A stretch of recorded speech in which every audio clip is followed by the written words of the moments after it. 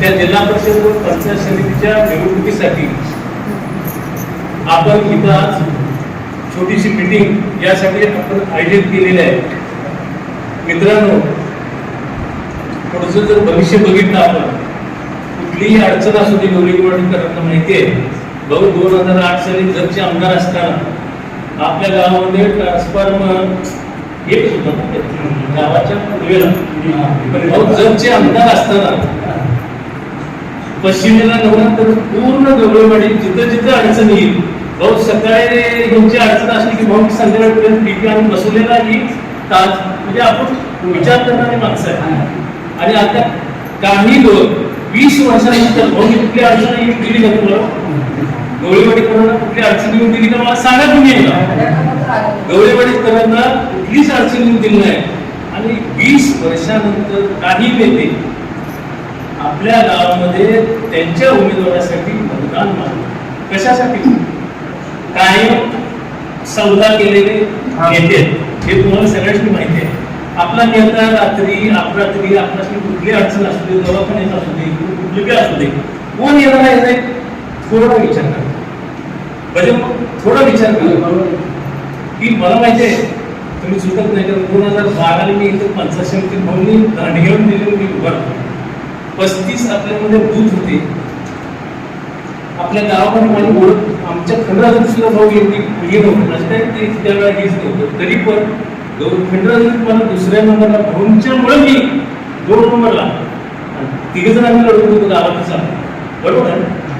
तर मला सगळ्यात जास्त मतं कुठं पडले असते तुमच्या गवळीवाडी. आता सुद्धा उच्चार मला इतकाच पाहिजे की मतदान गेलं नाही का हो, कशासाठी आपण मतदान द्यायचं. मतदान हे पवित्र आहे. एक दिवस जेवण केलं, काय केलं, काही दिवस त्यातून काय, फक्त एकच विचार करायचे की उद्याच्या माझा अडचणीला माणूस येणार कोण. तुम्ही चिन्ह एकच बघायचं, कमळ. ह्या चिन्ह कमळ आणि एवढंच बघायचं. काय करत आहे तुम्ही दुसऱ्याची म्हणायचे. आता 20 काय वाटण्याची करतील, माझं गाव एक झाले. आणि काय गाव एक झाले, 10-12 जण तुम्ही एका बाजूला म्हणून गाव एक झाले. आणि जनता गेल्या वेळेला भाऊ दिनकरसाठी आपले सांगलीचे आमदार आम्ही एमबुद्धी सभा करून सलगेला चालू तुम्ही आमच्या विरोधात होत असतो. तिकडे जाताना मला काय म्हणते, काय आमच्या गावातली तुझ्या गावातली माणसं मला म्हणाले. मी म्हणजे कोण म्हणाले, आमची पहिलीची टीम होती ती म्हणाले. काय म्हणाले की तुझ्या गावात 20% होती, 30% होती. मी तुम्हाला खरं सांगू म्हणतो, एक जर मत ज्यादा भाऊंच्या कामामुळे जर आमच्या खंडात नाही मिळत. मला राजकारण मी कधीच केलं नाही. मी सामाजिक काम करणारा माणूस आहे. मी अनेक काळामध्ये म्हणून मतदान दिलं नव्हतं, पण तुम्हाला अडचणीला येणाऱ्या माणसाचे मतदान दिलं. मला बरोबर वाईट वाटतंय, दुःख वाटतंय या पुढाऱ्यांचं आपल्या गावच्या.